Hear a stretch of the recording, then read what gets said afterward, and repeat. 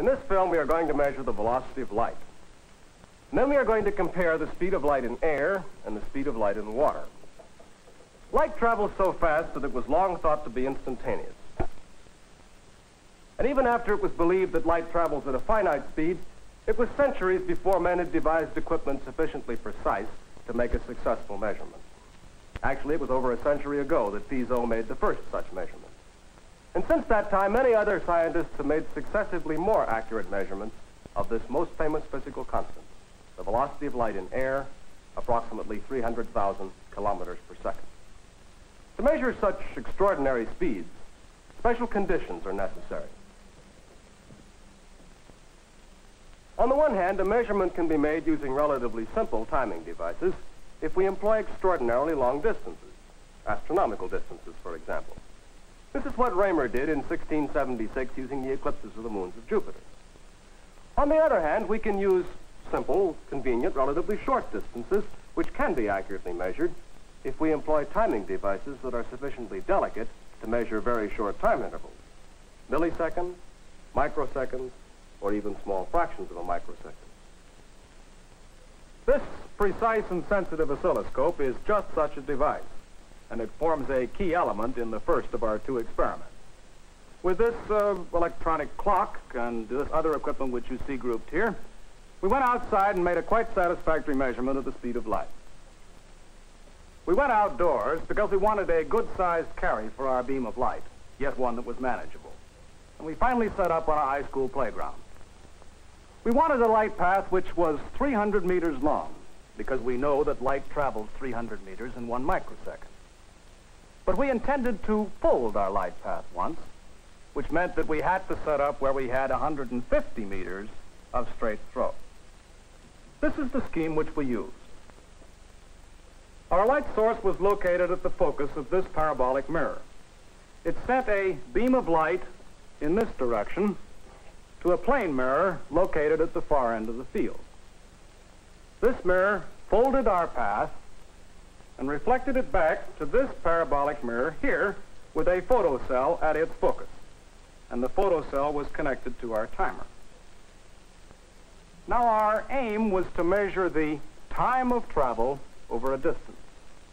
But what we actually measured was the difference in time of travel over two distances, a short path and a long path. We arranged to catch a fragment of our light beam on a small mirror here, reflected across into another small mirror here, and off that into our receiving parabola. This gave us both a short light path and a long path. The light source placed in the focus of this parabolic mirror here was a spark gap pulsed by a 60-cycle alternating current. It was a first-class light source for our purpose, providing a rapid succession of very short light pulses.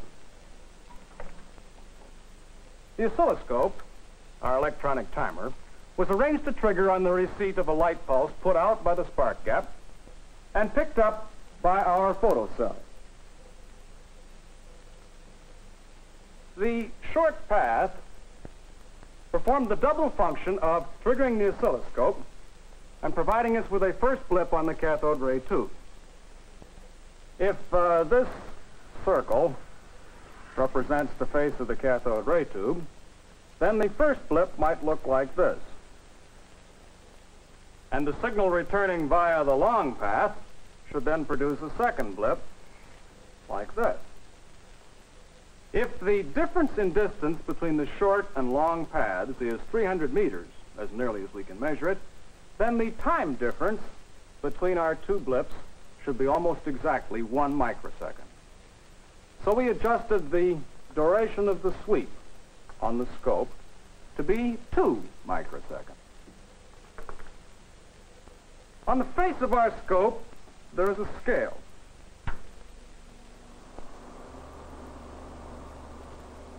If the total duration of the sweep is 2 microseconds, then each major division should represent 2/10 of a microsecond, and we would expect 5 divisions between our two blips. To check that our oscilloscope was properly calibrated, we used a standard signal generator. With our plans complete and our equipment ready, we went out to the playground. We began by placing the distant plane mirror and then carefully measuring off 150 meters from it. The face of the plane mirror was vertical, and we were careful to run our measurement out normal to its surface.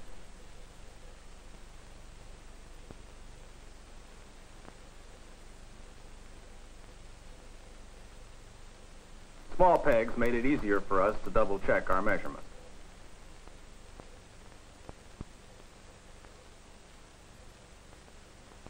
We marked the 150-meter point with a broad stake.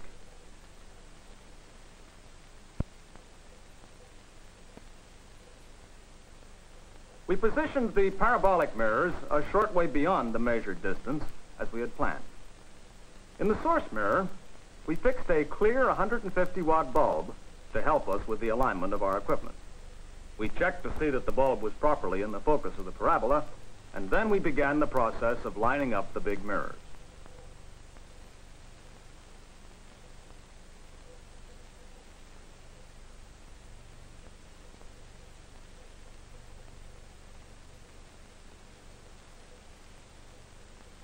The first step was to place a white marker on the line of sight between the source and the plane mirror. Then we adjusted the parabolic mirror until the beam was lined up on the marker. We found that very small movements of the tripod legs shifted the beam through a considerable arc.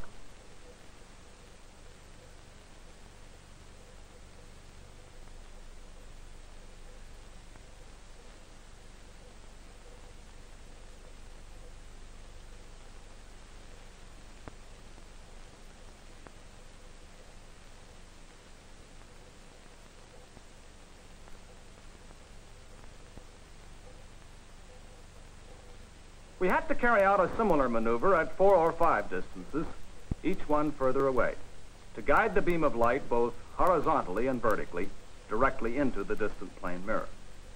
A small adjustment on the distant mirror then brought the beam back into the receiving parabolic mirror. If we were really getting our beam of light back here, we ought to have a bright trace show up on our translucent screen at the focus of the receiving parabola.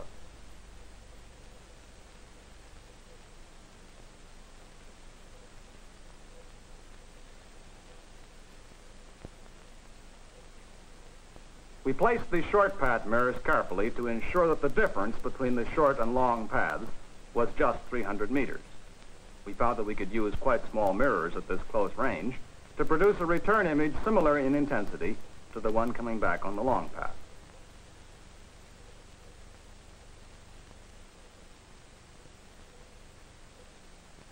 When we had both images coming in well, we had carried our lining up as far as we could in daylight.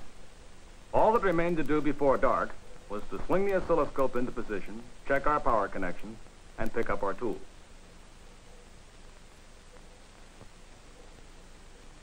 In the darkness, the 150-watt bulb created an effect like a searchlight because of the parabolic mirror.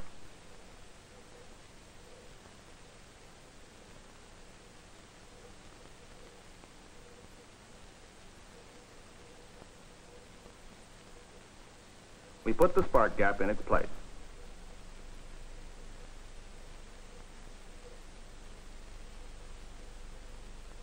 Though this was a relatively small light source, the efficient focusing of the parabolic mirrors gave us a bluish trace on the screen at the receiving end which was sufficiently strong for our photocell. So we made our connections and switched on the oscilloscope.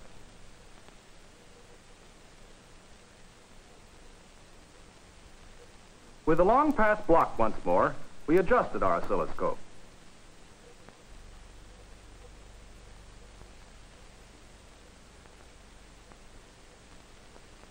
The short path was triggering the scope perfectly and giving us a good blip with a clearly defined peak. Then we took away the baffle, and sure enough, the long path brought in a good, strong signal. As you'd expect, this blip looked very much like the other.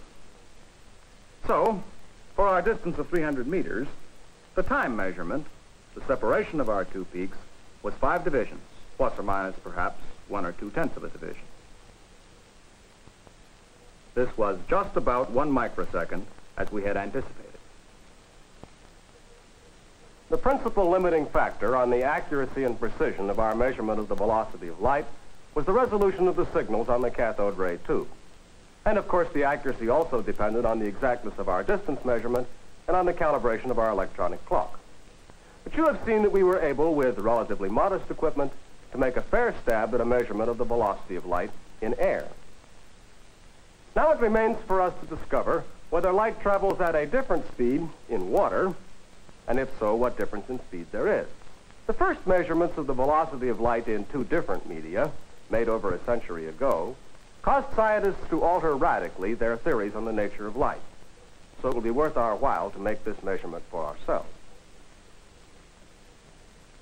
In this experiment, the basic pattern of the light travel is from a light source here to one corner of our work area, where we have a very small plane mirror mounted on a shaft which we can rotate. This movable mirror reflects the light toward the opposite corner of our work area, where it is caught by each of two plane mirrors. One of those plane mirrors is submerged in water at the end of a trough. The other stands in the air beside the trough. These mirrors reflect the beams they catch back to the small movable mirror. And in turn, this rotating mirror reflects those light beams back to the source. The small mirror, which we can cause to revolve, is mounted here at the top of this black casing. Now here you can see the two different light paths, the one for air and the one for water. The air path leads to the distant mirror on the right. The water path is to the left, traveling down the trough. It enters the water trough by means of mirrors arranged as a sort of periscope.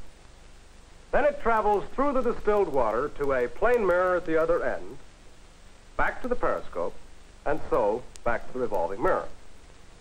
The part of the paths between the source and the revolving mirror and back are, of course, common to both light paths. The light source for our experiment is a carbon arc, which delivers a strong light focused on the revolving mirror. Between the light source and the revolving mirror, we have a mask which cuts off all but a narrow slit of intense light. When this narrow beam of light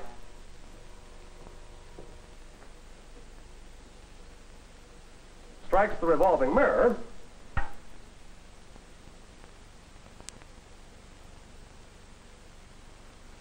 it is reflected away as a pencil beam which scans through an arc about the pivot point. As the mirror revolves, it throws the reflection much like a searchlight scanning across the sky. Now, the only fragments of this scanning beam which concern us are those fragments which are returned as the pencil beam scans across the mirrors at the far end of the path. The distant mirrors reflect the fragments or pulses back to the revolving mirror, and the revolving mirror in turn directs them back toward the source. Now, for the moment, let's consider just the air path. During the time that the pulses are in transit to the distant mirror and back, the revolving mirror will turn through a small angle, and thus the return beam, reflected from the revolving mirror into the source, will be displaced through a small angle, an angle dependent on the time of transit and on the speed of rotation of the mirror. Now, we know that light travels at a tremendous speed, so it is clear that if we are going to get a deflection of the return beam, which is large enough to be observed, we will have to be prepared to rotate our mirror at a very high speed. To accomplish this, we have mounted our mirror on the shaft of a motor which can be revved up to 500 revolutions per second. That's 30,000 revolutions per minute. This is our variable transformer here.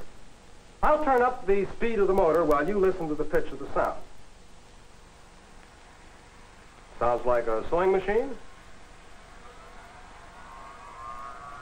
Like a vacuum cleaner? Like a power sander? But listen to how much higher I can turn up the speed yet.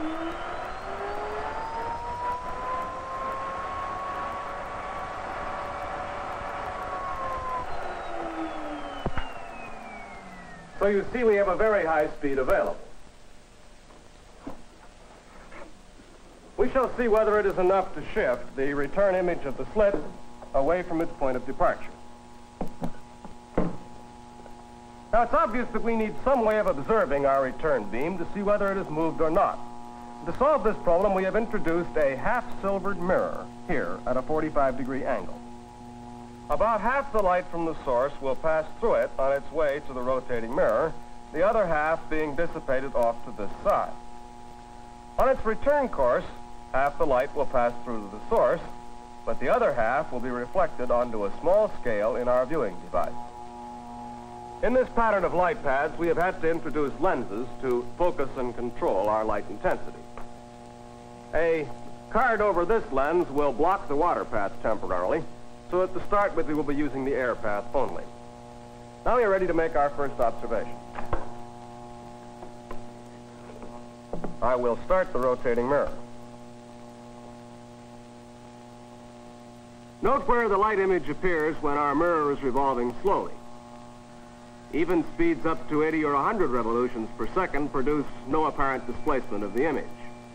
But watch what happens as I increase the speed still further. Notice how the image is being displaced to the right. At a speed of 500 revolutions per second, it has moved about 2.5 divisions on our scale.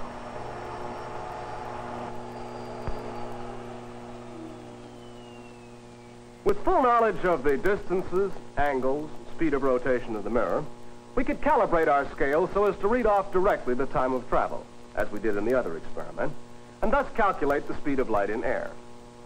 But our concern here is to compare the speed of light in two different media, air and water. And we've arranged our viewing device so that the pencil which has traveled entirely through the air will appear primarily above the horizontal line on the scale. Now let's remove the obstruction on the water path so that we can observe both paths at once. The pencil which has traveled through the water will appear primarily below the horizontal line. Here is the way the water pencil will look. And here is the air pencil again. Water, air. Now you can see both pencils at once. The mirror is revolving slowly, and the traces are in their zero position. For our first comparison, we have set the distant mirrors at exactly the same distance from the rotating mirror. Now, will the two traces on our scale keep step with each other as I increase the speed of rotation? That would imply that the time of travel over the two paths is the same. Let's watch the scale.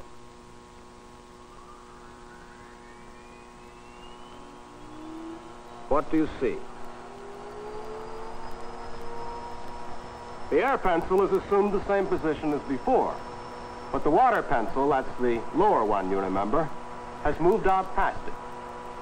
The relative position of these two traces indicates that the pencil which traveled through the water took a good deal longer to return than the other.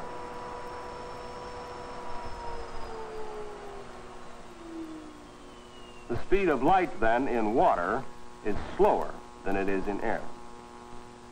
To determine how much slower, we have gradually lengthened the air path until the two traces coincide.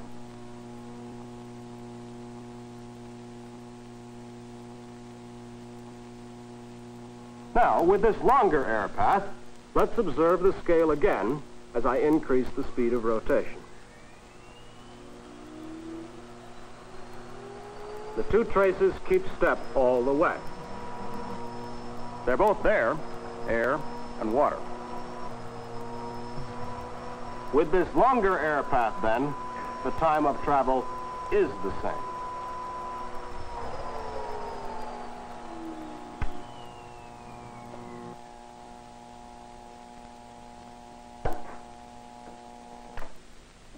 Now we've measured the relative length of these two paths. The distance the light travels up to this point and back through the air is, of course, common to both paths. But from this point onward, the length of the round-trip path in the water is 18.8 meters, and in the air, 25.5 meters, a ratio of about 3 to 4. So you can see that light travels considerably more slowly in water than it does in air. Indeed, just about 3/4 as fast. In your work, you have found that the index of refraction for light traveling from air into water is 4/3.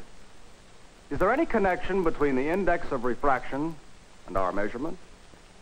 Or is the agreement just a coincidence?